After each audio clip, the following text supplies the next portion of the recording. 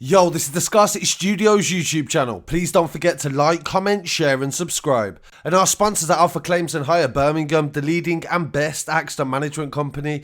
Get a replacement car anywhere in 1 hour.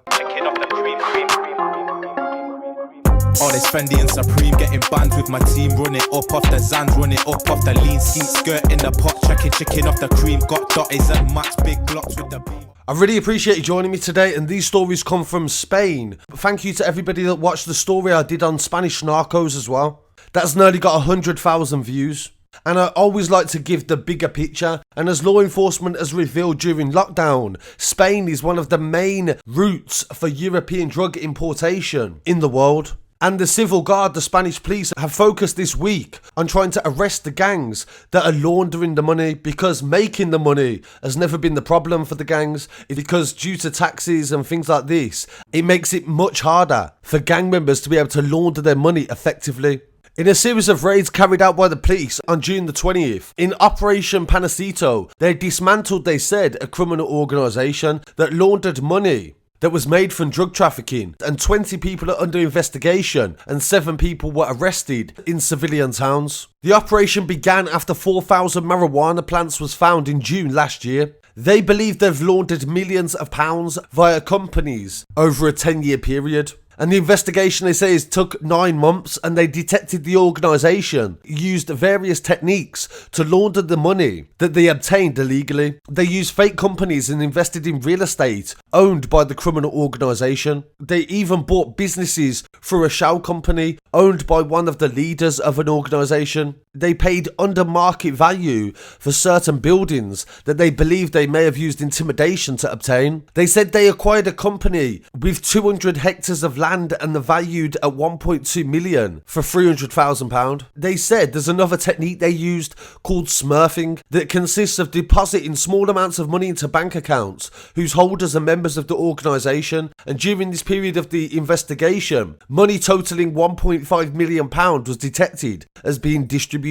They also did fake contracts as well, pretending they carried out work and registering numbers of employees for the network with social security numbers, even though they didn't make payments or do any work. The police have seized a lot of vehicles, sports cars and valuable items. They used a multitude of vehicles from various companies without economic activity. They said they used about 65 vehicles to evade police control. They found more than 130,000 euros in cash and documentation that was being analysed. The court has decreed that the seizure of the properties of the organisation and its members, and they also have blocked 150 bank accounts. They say that they ran at least 8 companies through that group.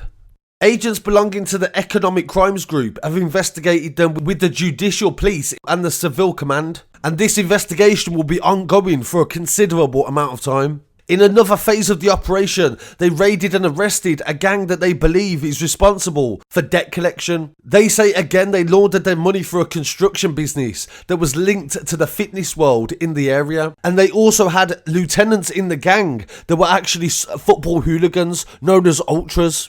During the raid, a high-end vehicle has been seized and several weapons, various computer equipment, mobile phones and telephone cards of interest for the investigators. This was a joint operation with the National Police and also the Civil Guard, and they've detained 8 people that was living in the Almonte area and the alleged perpetrators belonging to a criminal group that are responsible for kidnappings, serious injury, crimes against public health, illegal possession of weapons, and robbery with force. The investigation began a year ago again, and the agents learned that several people had witnessed the kidnapping of a man inside a civilian town. They observed individuals putting a man at gunpoint into a vehicle, and the first inquiries confirmed that 2 people were brandishing a firearm. These events were denounced by the victim, who corroborated the points provided by the witnesses. The alleged kidnapped person told the agents that once inside the vehicle, he was robbed of his phone and other electronics, and his face was also covered with a mask.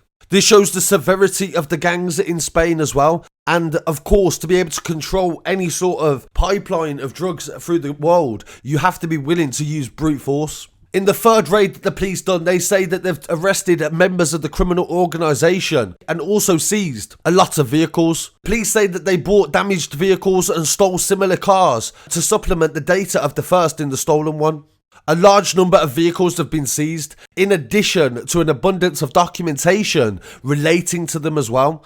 They believe the gang is responsible for trafficking these vehicles around the world and using it to launder money. They say that these have been sold to citizens in Italy, France and Spain, and it branched out to different parts of the territory. And police have raided 17 houses in Alicante and other areas. In an industrial warehouse in Palma, they found a massive workshop that used all sorts of tools, and the organisation would assemble vehicles here and carry out the change of identifying elements of the cars. They found a total of 32 vehicles in numerous stages of assembly, as well as numerous engines and spare parts. And in the most recent set of raids by the police, 14 people have been detained in Cantabria for scamming with 4 sales ads on the internet. The police say that they believe 400 scams exceeded £350,000.